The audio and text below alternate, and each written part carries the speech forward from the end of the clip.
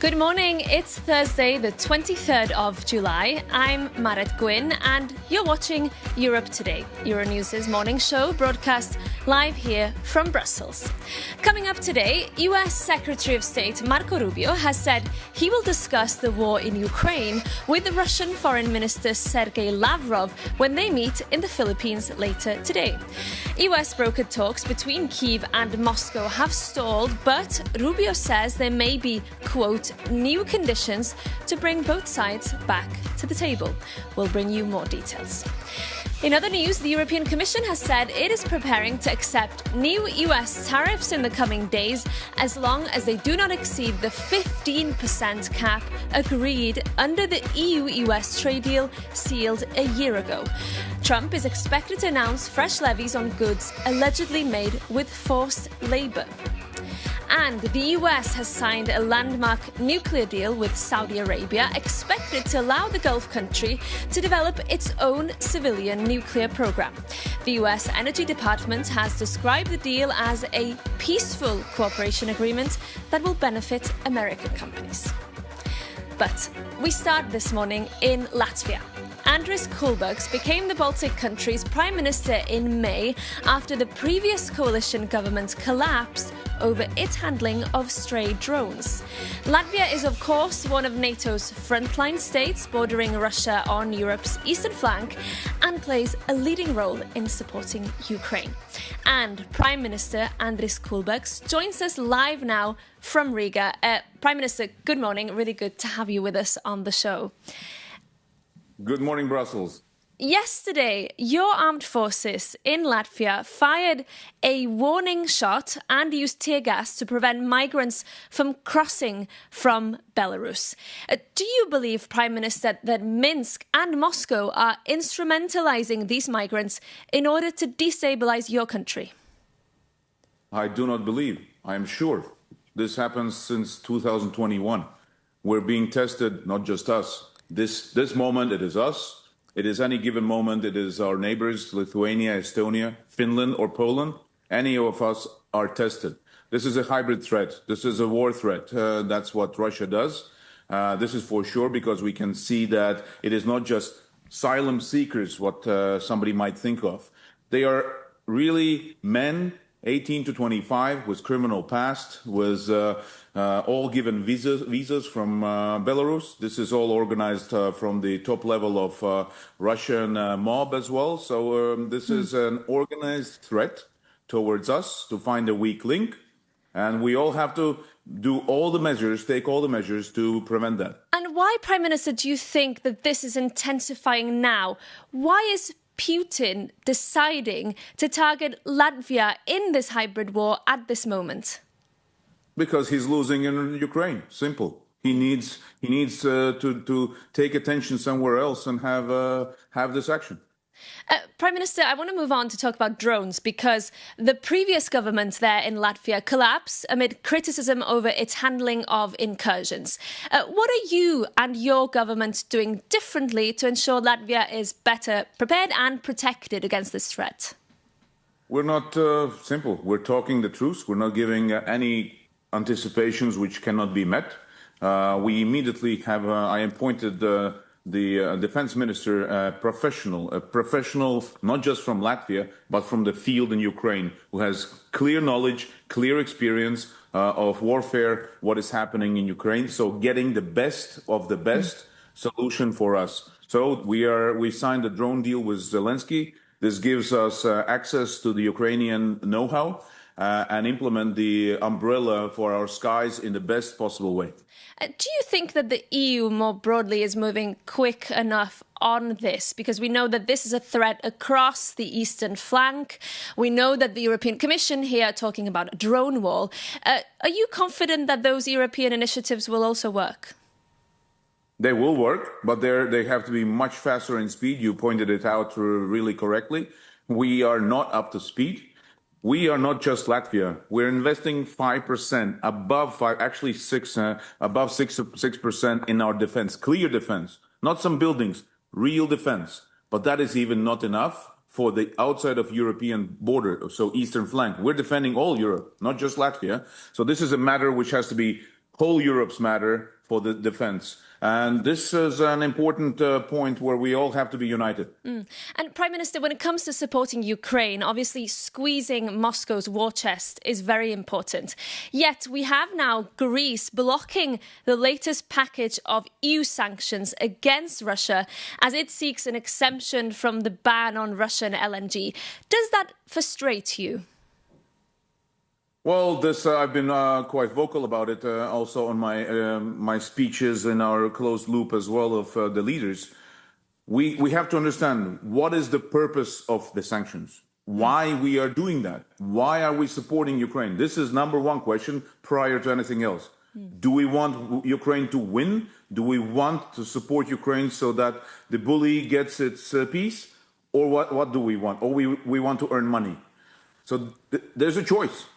It's not both. So the sanctions has to be implemented. But above all, the best sanctions, what work today, are the long-range Ukrainian sanctions deep into Russian heart, which is gas infrastructure, petrol station infrastructure. That is the biggest pride what Russia has. That's their only asset, is selling gas. Now the pump versus propaganda, Putin's propaganda is working because the pump is winning. The pump where people cannot put their gas in their cars. That is the deepest sanction and a deepest signal to the whole society. The latest sanctions package was also meant to include a full EU entry ban on Russian soldiers. Are you disappointed that this has been watered down in these negotiations? I am because, well, first of all, this is sanction package 21. We should have done it in the first year, not in the fifth year. We're waiting. We're doing all that. Let's see how it works. No, if we want to win, we have to give it. Where was it? Remember, what happened in the first year? We said, oh, no, don't shoot over the border. It's going to cause a chaos. It's going to cause... No. What happened? Nothing much has happened. But the escalation, so many Ukrainians had to die just because we did not take the decision timely enough. So I think it's in all our interests just to finally unite, push it through, and give the Ukrainians the momentum to use the momentum what they have now. OK, Prime Minister Andris Kulbergs, that's all we have time for, I'm afraid. But thank you so much for joining us, and we hope to see you again soon on Europe Today. Now we're moving on. The annual NATO summit earlier this month was hailed as a step towards a more balanced US-European relationship. It also reconfirmed Russia as an ongoing threat to the alliance. Today, US Secretary of State Marco Rubio is meeting Russian Foreign Minister Sergei Lavrov to discuss ending the war in Ukraine. This as the war on Iran shows no signs of subsiding. To discuss all of this, I'm glad that we can bring in our NATO correspondent, Shauna Murray, who is live for us from the NATO headquarters in Brussels. Good morning, Shauna. Great to see you. The Ankara summit earlier this month, I know you were there, proved quite a positive moment for Ukraine. Is there hope now that the US might do more to pressure Russia? Well, good morning, Marit. Indeed, it was a step towards Europe really stepping up, bringing the establishment of NATO 3.0 with a lot of procurement, 50 billion euros in procurement for European capabilities. At the same time, as you mentioned there, it was a good day for Ukraine in Ankara because the United States allowed the licensing and manufacturing of crucial Patriot defence systems. And today, Marco Rubio said he is meeting his counterpart, Sergei Lavrov. The jury's out as to whether this means that it's a definitive moment, because we heard also Marco Rubio saying that he won't be putting too much pressure on Lavrov. Lavrov also saying he's going to question Marco Rubio, comments by US President Donald Trump, who said that the war in Ukraine is coming closer to an end. So to discuss this, I'm joined by Colonel Martin O'Donnell, who's the senior advisor to the Supreme Allied Commander of the European Forces here at NATO. Martin, that meeting today with Marco Rubio and Sergei Lavrov, do you hope something will come out of it because of what we've seen in terms of the signs of Ukraine doing much better on the battlefield and Russia really on the back foot? Well, I think Secretary Rubio has said the meeting will comprise of a number of different things. We'll see what comes out of it in terms of peace. Of course, we all hope for and really want to see peace in Ukraine. The important thing to note, though, is until that point comes, NATO will continue to support Ukraine. Yeah, but do you think that it's possible because of that a signal that that Donald Trump gave the Ukrainians that they can manufacture and license Patriot defense missiles, that the United States is sort of a bit annoyed that Putin has not in any meaningful way come to the table when it comes to peace, that maybe the US is giving a little bit more support to Ukraine than we've seen so far in the past couple of years? Yeah, I mean, President Trump has been pretty clear. He wants to bring about a peaceful end to that, to stop all of the killing. So then you see responses like you just described, and I think those are very, very positive movements towards peace. On the Iran issue, because we know that the war there has started apace, and in fact it was at the NATO summit that Donald Trump decided that the memorandum of understanding was no more. That's not a good sign for NATO, because we know that Donald Trump was outraged that allies didn't support him in the initial days of the war. What do you think allies can do in defending the United States if they want to, and also the reopening of the Strait of Hormuz, because that's what everyone's very concerned about? Yes, I think it's not a good thing for anyone, right, that this is going on. That Iran has said, hey, we'll control the Strait of Hormuz. All the allies agreed at the NATO summit that you talked about that the Strait of Hormuz must remain free, and free it will. And if NATO can play a role, we've said time and time again, we will. A lot of nations, bilaterally, multilaterally, have sent ships already to the region. Nations are also supporting the United States in other ways. Bulgaria, for example, their parliament met yesterday, decided to support the basing of U.S. refuelers. That was followed by a statement from a U.S. European command saying that they will support Bulgaria with United States assets in the region if anybody thinks that they can threaten the United States or NATO. So these are strong reactions. They are indeed, but the Iranians have responded to that and said that might bring Bulgaria as a party to the conflict. So there is a threat that this war in Iran could explode even further. Well, look, we saw that when Iran fired missiles towards Turkey, right, a NATO ally. Of course, NATO defended in all of those instances, and we will continue to defend against any threat posed by Iran or anyone else to this defensive alliance. Okay, Colonel Mark Donald, thank you very much for joining us this morning. Thank you. And back to you in studio, Marid. Shauna, thank you so much, and thank you also to your guest there. Now, the European Commission is rumoured to be preparing to announce its first fine on Google under the Digital Markets Act, which is a set of laws aiming to rein in the power of big tech. This announcement could come as early as today. The move, of course, risks escalating tensions with the US administration, which is critical of the EU's digital rules. Well, for more, I'm joined in the studio by our correspondent Luca Bertuzzi. Luca, tell us first, what do we know about this expected fine on Google? Yes, indeed, Marit. We have been hearing about this fine for a few days now, and it's rumored as imminent as early as today, even though we have no details about the total amount that is expected in the range of billions of euros. This is the culmination of a 2-year investigation into Google and accusation that the tech company is favoring its own services in search results and preventing app developers to communicate with users outside its app store and with alternative payment system. Now, the European Commission has been criticized for being too slow in cracking down on big tech companies, taking years to conclude investigations, only after the damage was already done and the competition squeezed out of the market. This is precisely what the Digital Markets Act is trying to avoid by bringing in a set of ex-ante rules meant to prevent Google and similar dominant companies to prevent European companies to compete in the same markets. This is the first investigation for Google, and it might be a testing bed for how Brussels is capable to make digital markets dominated by tech giants more contestable. Indeed, and also the timing of this one is quite notable because tensions with the US are quite high. So how could this impact that US-EU relationship?